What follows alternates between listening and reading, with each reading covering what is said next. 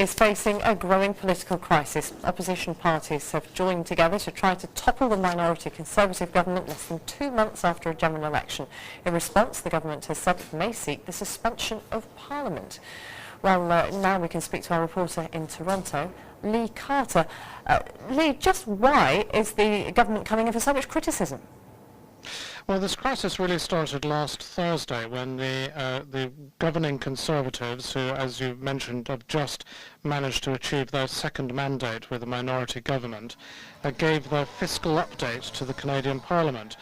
There was little in the way of a stimulus package there and several measures that the opposition found punitive.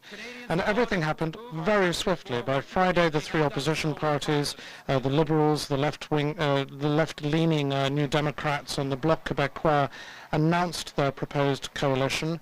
Over the weekend, even as the Conservatives withdrew most of the contentious parts of their proposals, the opposition parties were deep in negotiation, and by Monday they'd signed a deal in which they will join forces, as you say, to topple the Conservative government. It's due to come to a head next Monday, the 8th of December, which is the earliest a non-confidence vote can be held. And unless the Conservatives can stave off that vote by deciding to shut down Parliament, which is really the only option open to them, the government will fall, and it's difficult to see how the Conservatives could survive that vote. And the options for the Prime Minister?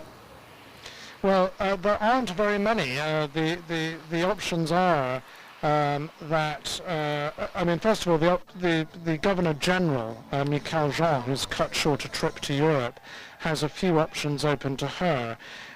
If the vote goes against the Prime Minister, she could choose to either call an election or agree to this new opposition coalition.